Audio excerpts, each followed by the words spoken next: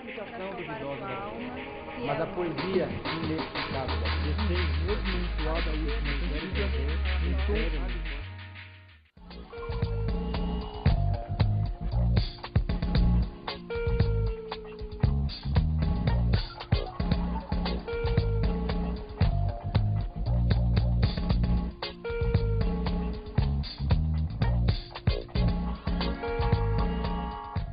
Oi pessoal, tudo bom? Hoje nós vamos estudar o modernismo na sua segunda fase, que a gente classifica como o romance de 30. Aquela fase em que a gente vai ter os mais importantes romances do século XX. Muito bem, a gente vai analisar hoje o contexto histórico em que acontece, em que surge o romance de 30, as características técnicas e temáticas e os autores e as obras dessa fase literária na literatura brasileira. Muito bem, vamos ao contexto histórico. Primeiro, em 1929, o que vai estar acontecendo? A gente vai ter o craque da Bolsa de Valores de Nova York, né? Uma série de pessoas vão falir e vamos ter um desespero que vai afetar o Ocidente todo. E em 1930 temos a Revolução de 30, temos o fim da República Velha e também o fim, a derrocada das oligarquias cafeeiras. Já em 1937, nós vamos ter o início do Estado Novo no Brasil com Getúlio Vargas. Em 1945, temos a renúncia de Getúlio Vargas e também o fim da Segunda Guerra Mundial. Com esse contexto histórico conturbado, surgem novas ideologias, como a real-democracia, como os direitos trabalhistas e como a busca de uma maior liberdade.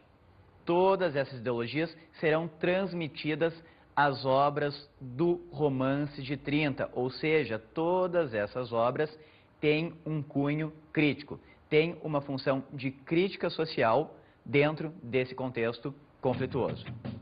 Vamos agora às características gerais do romance de 30. Segundo o crítico José Hildebrand da Canal, nós podemos separar o romance de 30 entre características de natureza técnica e características de natureza temática.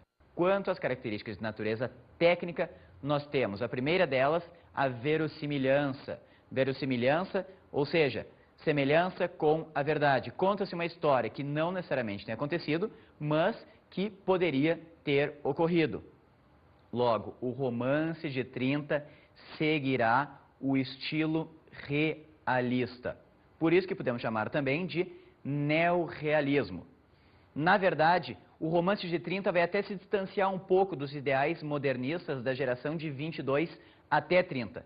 É uma fase que se restabelece as características reais naturalistas no romance, com uma profundidade mais crítica e contextualizando a contemporaneidade, ou seja, a década de 30, 40 até 60.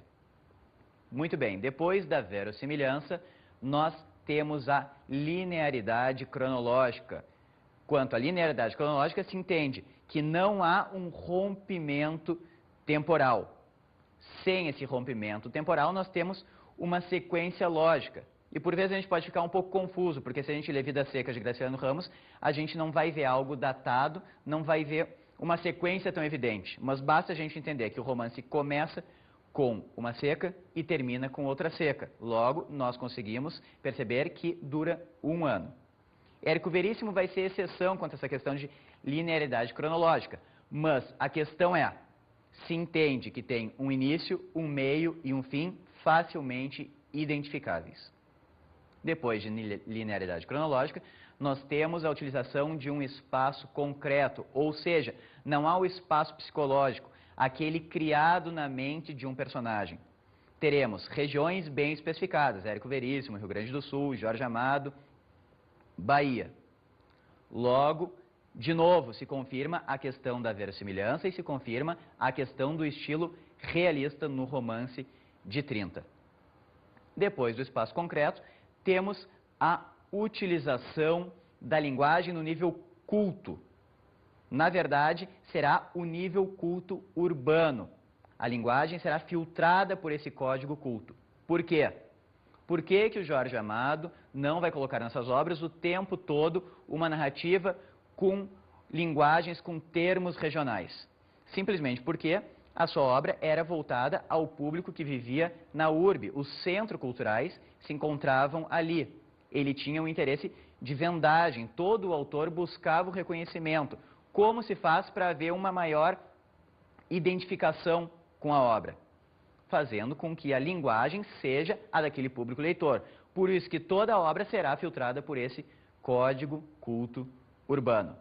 A próxima característica é a análise psicológica, ou seja, se estuda a partir da introspecção do personagem os efeitos que a sociedade e que o ambiente causam nele. Um exemplo típico disso é o discurso indireto livre que acontece nos momentos em que Fabiano, personagem principal de Vidas Secas, é apresentado. O questionamento que ele faz sobre ser um homem ou sobre ser um bicho, devido à condição em que ele se encontra na sociedade.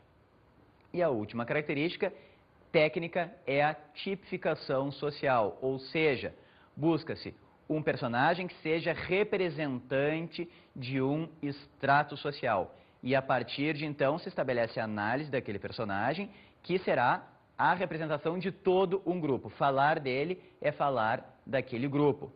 Logo vemos que todas essas características vão confirmar novamente o estilo que encontramos no Romance de 30. Repito, o estilo realista. Logo vamos chamar de neorrealismo. Por isso que se afasta um pouco do modernismo de 22, mas ao mesmo tempo não deixa de ser modernismo, porque fixa algumas conquistas da geração de 22.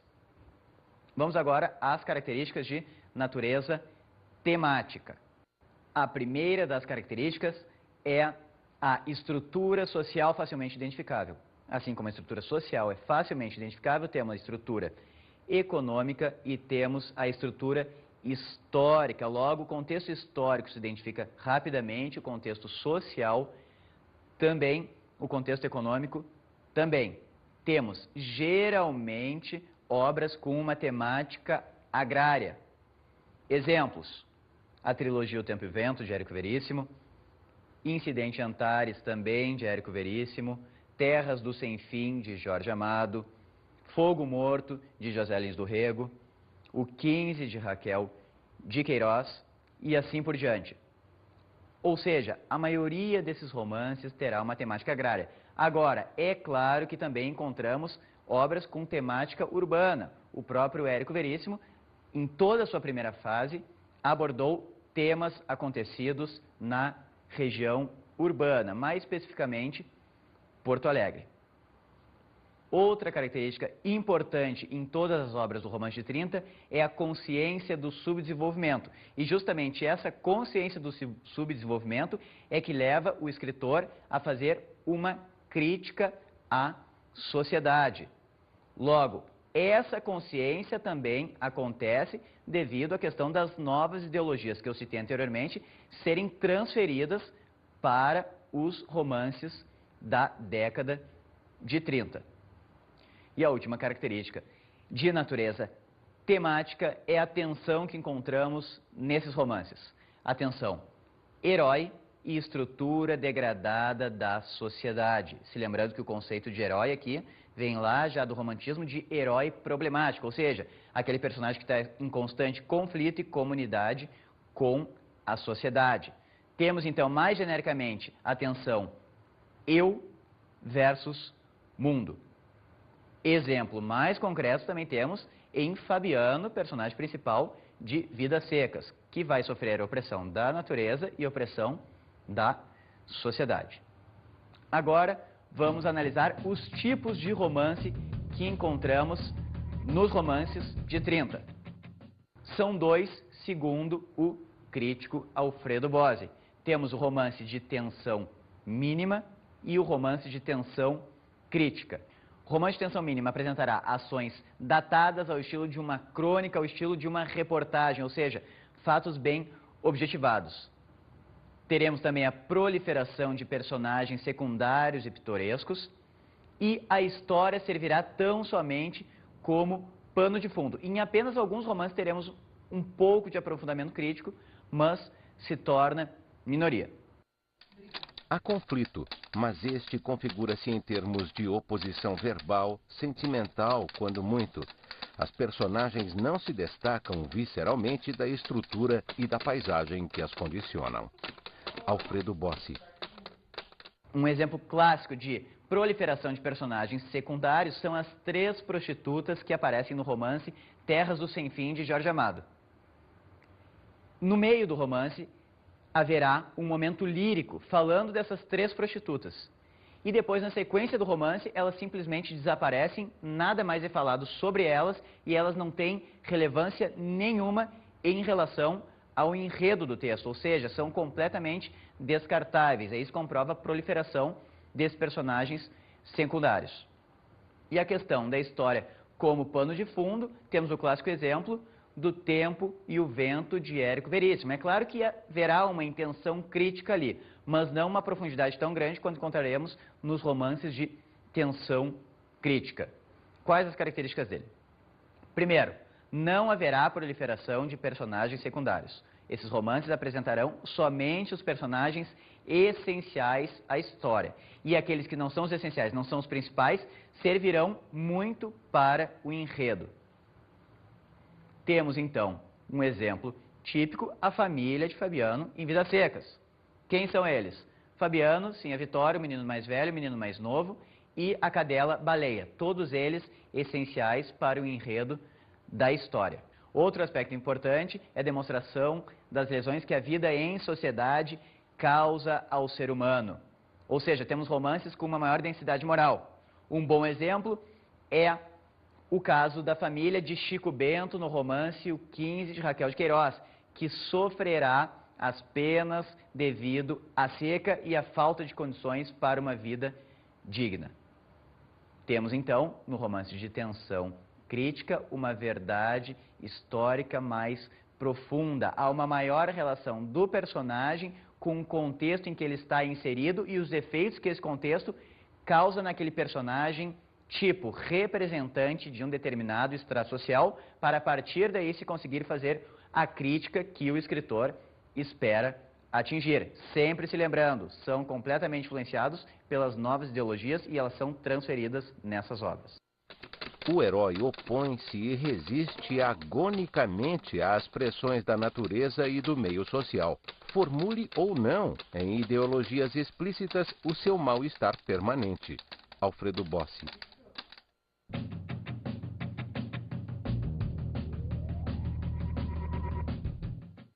José Lins do Rego era fanático por futebol. Foi diretor do Flamengo, do Rio, e chegou a chefiar a delegação brasileira no Campeonato Sul-Americano em 1953. José Lins do Rego. José Lins do Rego escreveu 4 obras muito importantes, sendo que uma delas se destaca. Mas vamos às 3 primeiras, que é Menino de Engenho, Doidinho e Banguê, uma trilogia que conta a infância, a juventude e o retorno de Carlos Melo ao engenho Santa Rosa.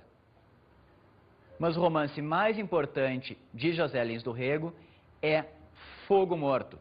Fogo Morto é uma obra que tem 3 partes distintas que se interligam. Cada uma dessas 3 partes irá se centrar em cada um dos 3 personagens principais. Quem são eles? O mestre Zé Amaro, o coronel Lula de Holanda e o capitão Vitorino. O mestre Zé Amaro é um celeiro que tem uma filha que acaba enlouquecendo e se sente injustiçado pelo coronel Lula de Holanda. O coronel Lula de Holanda é a representação da figura da decadência do engenho de açúcar. O seu engenho, o Santa Fé, está em decadência. Por quê? Porque não está investindo em tecnologia. O que acaba acontecendo é o engenho de açúcar ser substituído pela usina. O símbolo da decadência de Lula de Holanda e seu engenho é o seu cabriolé, que em tempos antigos era representação de riqueza e luxo e agora é representação de decadência e pobreza. E temos, na terceira parte, o capitão Vitorino, o único personagem que consegue atingir uma certa dignidade no romance, que não tem uma visada pessimista, pois luta pelos seus direitos. Raquel de Queiroz foi fichada como agitadora comunista pela Polícia Política de Pernambuco. Seu segundo romance, João Miguel, estava pronto para ser levado ao editor quando a autora é informada de que deveria submetê-lo a um comitê antes de publicá-lo. Semanas depois, em uma reunião no cais do Porto do Rio de Janeiro, é informada de que seu livro não fora aprovado pelo PC, porque nele um operário mata outro.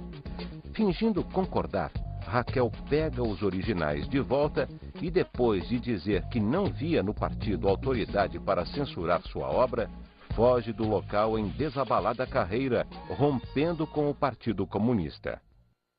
Vamos agora a Raquel de Queiroz. Raquel de Queiroz, a primeira mulher a entrar na Academia Brasileira de Letras, escreveu a obra O 15. O 15 vai contar a história da família de Chico Bento, passando por agruras no sertão nordestino. Mas essa obra não irá se centrar somente na família de Chico Bento. Ela tem dois planos. O plano social, a família de Chico Bento, como representante dos retirantes que sofrerão socialmente e em relação à natureza, e o plano individual, na figura de Conceição, uma mulher idealista que tem uma paixão pelo seu primo Vicente, mas que abrirá mão desse amor para se dedicar à causa da solidariedade, ou seja, ela ajudará os retirantes e acabará até adotando um dos filhos de Chico Bento. Acaba chegando à conclusão que nunca realmente poderia amar mais ninguém, ou seja, abre mão do seu amor por Vicente.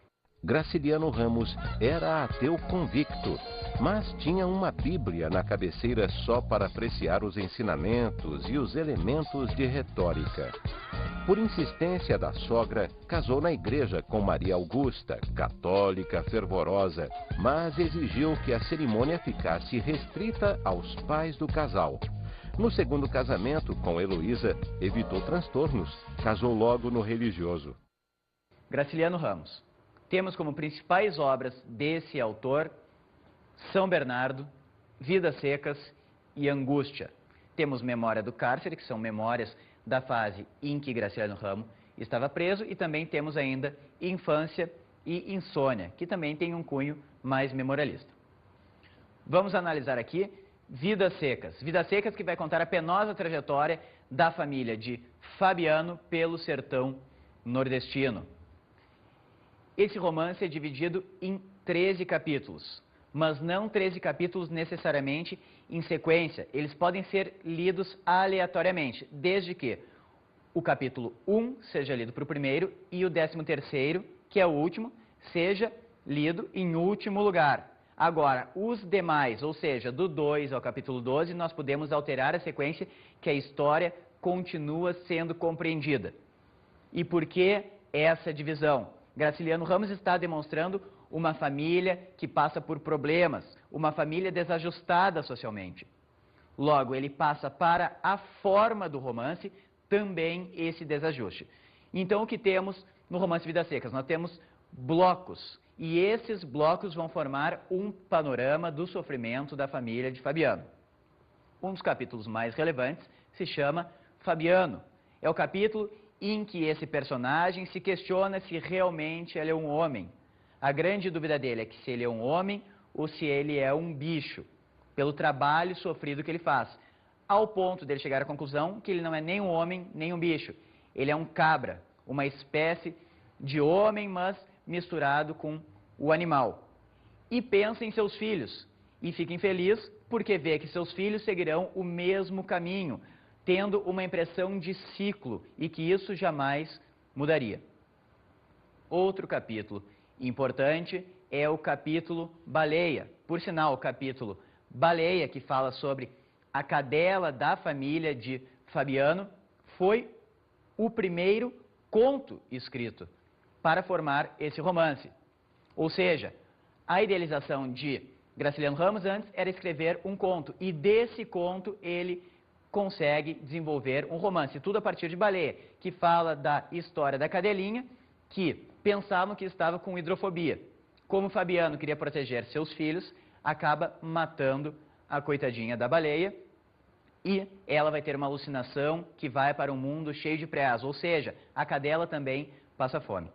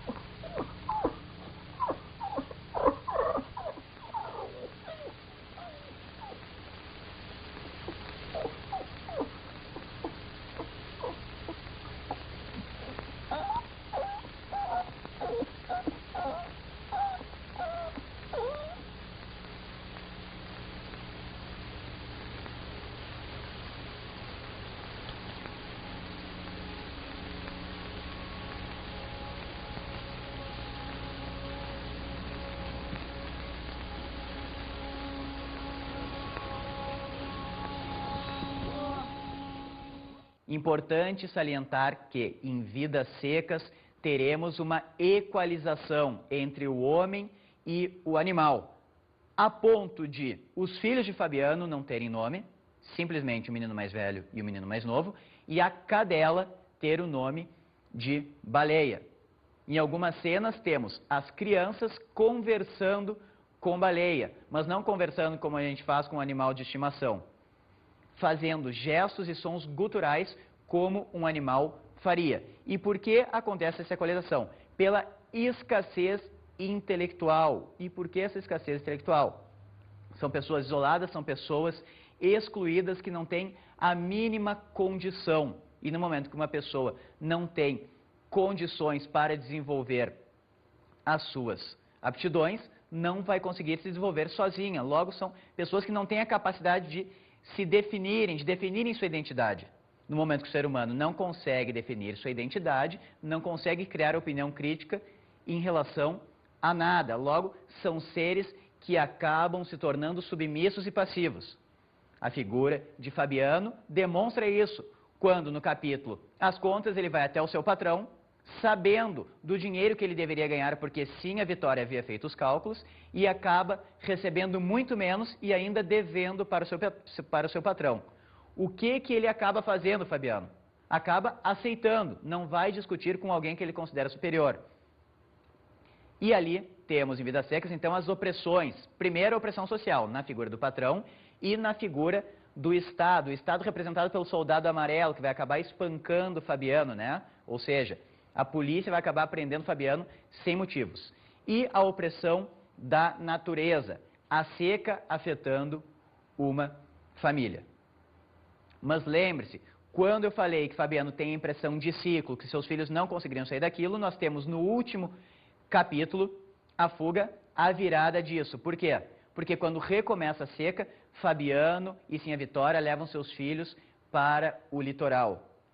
E o final do livro diz: e o sertão continuaria mandando homens como Fabiano, sim a Vitória e os meninos para o litoral. Logo, Fabiano e sua família não são bichos. Fabiano e sua família são homens, são seres humanos. O ciclo é cortado. Há uma vitória. É o único romance de Graciliano Ramos em que vemos uma visão esperançosa da vida. Temos então, nessa ida de Fabiano com sua família para o litoral, ou seja, do sertão para a capital, a passagem de um Brasil de imobilidade social, que é o Brasil rural, para um Brasil de mobilidade social, que é o Brasil urbano. Ou seja, é demonstrado em Vidas Secas uma passagem do Brasil rural para o urbano, uma passagem histórica, um acontecimento, um fato, um fenômeno social que acontece a partir da década de 30 em nosso país.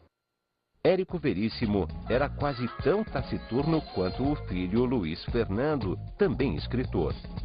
Numa viagem de trem à Cruz Alta, Érico fez uma pergunta que o filho respondeu 4 horas depois, quando chegavam à estação final. Érico Veríssimo. Érico Veríssimo possui 2 fases do seu romance. A primeira fase relacionada ao romance urbano, a segunda relacionada ao Tempo e o Vento. Vou citar só alguns nomes dos romances urbanos, porque o Tempo e o Vento é muito mais relevante. temos, por exemplo, Clarissa e Caminhos Cruzados. É interessante que, principalmente em Caminhos Cruzados, temos a utilização do contraponto. O contraponto é uma técnica desenvolvida pelo escritor inglês Aldous Huxley, em que há diversos enredos acontecendo, nenhum deles é central e nenhum vai convergir, ou seja, não há um foco temático, não há um foco de enredo. Essa técnica foi trazida por Érico Veríssimo ao Brasil, se lembrando que ele foi o tradutor do romance O Contraponto, de Aldous Huxley, pela editora Globo, em Porto Alegre. A segunda fase de Érico Veríssimo fala sobre a trilogia O Tempo e o Vento, composto pelo Continente, pelo Retrato e pelo Arquipélago. É um apanhado histórico de 200 anos da formação do povo gaúcho. Desde o estabelecimento das fronteiras, desde o estabelecimento da região através de guerras e lutas e muito sangue, ou seja, a formação de um continente, até a fixação desse mundo, o retrato, algo que se estabelece, e a dissolução do povo, a separação das pessoas, a individualização, o isolamento das pessoas em um arquipélago. Se lembrando que o arquipélago é um conjunto de ilhas que não se comunicam. Interessante é ver o sentido de ciclo que temos em O Tempo e o Vento, porque o romance começa da mesma forma que termina, ou seja, o primeiro parágrafo de O Continente é idêntico ao último parágrafo de O Arquipélago. É interessante observarmos o caráter ambíguo da trilogia O Tempo e o Vento, que é criado propositalmente por Érico Veríssimo. Temos o caráter épico e, ao mesmo tempo, o caráter crítico. O caráter épico a partir de personagens formadores da identidade de um povo. Personagens que lutam para fixar-se na terra e constituir o seu povo. E, ao mesmo tempo, a crítica à violência com que essa fixação e esse estabelecimento é conquistado a partir de guerras, de lutas, de revoluções sanguinárias em que não se havia um amor à vida, ou seja, primeiro o ideal, depois a vida. Jorge Amado, para autorizar a adaptação de Gabriela para a TV, impôs que o papel principal fosse dado a Sônia Braga. Por quê? Perguntavam os jornalistas. Jorge respondeu: o motivo é simples, nós somos amantes. Ficou todo mundo de boca aberta. O clima ficou mais pesado quando Sônia apareceu. Mas ele se levantou e, muito formal, disse: muito prazer, encantado. Era piada. Os dois nem se conheciam até então. Jorge Amado. Jorge Amado possui duas fases na sua obra. A primeira fase é classificada como romance proletário, o romance panfletarista. Aquele romance em que antes pressupõe a ideologia do que a criação artística. Lembrando-se que Jorge Amado fazia parte do Partido Comunista e aplicava essas ideologias em seus romances. Um exemplo disso é o romance Capitães da Areia. Mas a fase mais importante de Jorge Amado é a segunda, em que ele deixa de lado esse panfletarismo e preocupa-se mais em falar do povo, falar das classes populares, porque elas eram representativas do último reduto onde o ser humano podia ser autêntico, podia ter a sua liberdade. A partir dali, então, a demonstração do folclore desse povo, da tradição baiana, da cultura afro influenciando esse povo. Também teremos uma maior sensualidade em seus romances. E é a segunda fase de Jorge Amado que vai atingir um grande sucesso e vai atingir níveis de venda enormes em todo o mundo. Jorge Amado foi um dos poucos escritores que conseguiu viver somente da sua produção literária no Brasil. Temos obras muito importantes como, por exemplo, Gabriela, Cravo e Canela, que basicamente vai tratar sobre a liberação feminina. Gabriela, Cravo e Canela é um símbolo da liberdade feminina. Foi um livro publicado em 1968 e causou grande influência no público, principalmente feminino. Temos também A Morte de Quincas Berro d'Água, que vai falar sobre um funcionário público que abandona sua família e vai viver com as pessoas que quer no povo, ou seja, vai para a classe popular, de classe média para a classe popular. Vai acabar falecendo, vão fazer o seu enterro, os seus familiares nem vão comparecer e quem vai comparecer são os seus amigos dessa classe popular. Vão acabar pegando o cadáver de Quincas Berro d'Água, vão levar Quincas Berro d'Água para o bar, vão fazer ele passear, até que vão levar ele para o barco. Por quê? Porque o sonho de Quincas Berro d'Água era ser marinheiro. E o que ele queria, na verdade, era morrer no mar. O que acaba acontecendo? Quincas Berro d'Água acaba caindo no mar, o seu corpo, e os seus amigos, como já estavam muito bêbados, pensam que ele cai no mar e acaba morrendo. Por isso, Quincas Berro d'Água vai ter as duas mortes. A morte social e a morte relacionada aos seus amigos, ou seja, os seus verdadeiros afetos. Mas a principal obra de Jorge Amado é uma de temática agrária e a mais bem relacionada à temática do Romance de 30, que é Terras do Sem Fim, que basicamente conta a história da disputa por terras na região de Ilhéus para a plantação de cacau. Era a luta pelas terras da Mata do Sequeiro Grande, entre os Badaró e o coronel Horácio Silveira. Eles sabiam que aquelas eram as terras mais férteis da região e ninguém ainda era dono dessas terras. Lutarão por aquelas terras até que quem conseguirá conquistá-las é o coronel Horácio Silveira. E o cacau ali plantado vai crescer muito mais rápido. O narrador vai falar que isso acontece porque aquela terra fora adubada com sangue. E ali temos a crítica. A morte para se conquistar a terra, ou seja, a questão da ganância é muito bem discutida e é demonstrada uma realidade, a realidade dos coronéis que comandavam as regiões, que eram verdadeiros reis de regiões suas. Vamos às dicas de estudo.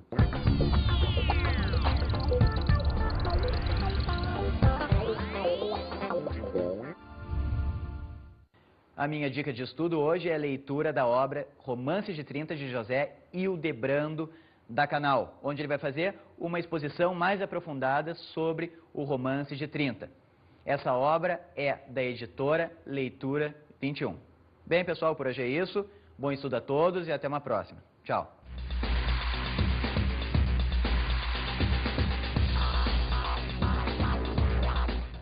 Na aula de hoje, estudamos modernismo, Romance de 30. Vimos hoje o contexto histórico em que se insere o Romance de 30, a influência desse contexto e das novas ideologias nas obras, as análises das características de natureza técnica e temática, autores e enredo de suas obras. Bons estudos! Mas a poesia inexplicável, desmensuada a última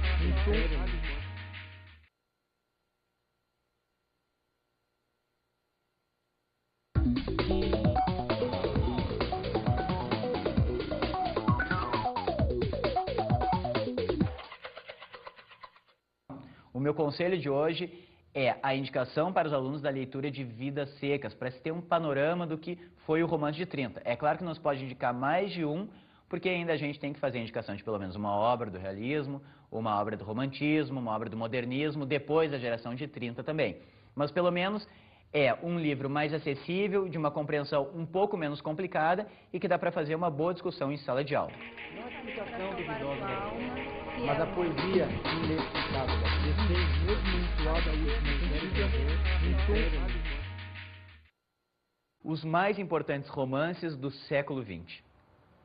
Muito bem, a gente vai analisar hoje o contexto histórico em que acontece, em que surge o Romance de 30, as características técnicas e temáticas e os autores e as obras dessa fase literária na literatura brasileira. Muito bem, vamos ao contexto histórico. Primeiro, em 1929, o que vai estar acontecendo? A gente vai ter o craque da Bolsa de Valores de Nova York, né? Uma série de pessoas vão falir e vamos ter um desespero que vai afetar o Ocidente todo. E em 1930 temos a Revolução de 30, temos o fim da República Velha e também o fim, a derrocada das oligarquias cafeeiras. Já em 1937 nós vamos ter o início do Estado Novo no Brasil com Getúlio Vargas. Em 1945 temos a renúncia de Getúlio Vargas e também o fim da Segunda Guerra Mundial. Com esse contexto histórico conturbado surgem novas ideologias como a real-democracia, como os direitos trabalhistas e como a busca de uma maior liberdade. Todas essas ideologias serão transmitidas às obras do Romance de 30, ou seja, Logo, o Romance de 30 seguirá o estilo realista. Por isso que podemos chamar também de neorrealismo. Na verdade, o Romance de 30 vai até se distanciar um pouco dos ideais modernistas da geração de 22 até 30. É uma fase que se restabelece as características reais naturalistas no romance, com uma profundidade mais crítica e contextualizando a contemporaneidade, ou seja, a década de 30, 40 até 60. Muito bem, depois da verossimilhança, nós temos a linearidade cronológica. Quanto à linearidade... Não a explicação duvidosa da ciência, mas a poesia inexplicável da ciência. Fez mesmo entoada a última série.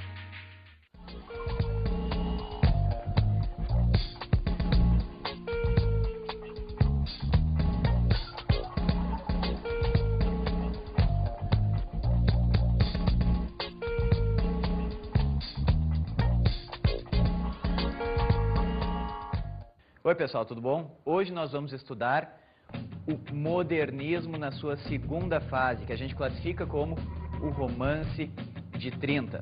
Aquela fase em que a gente vai ter todas essas obras têm um cunho crítico, tem uma função de crítica social dentro desse contexto conflituoso.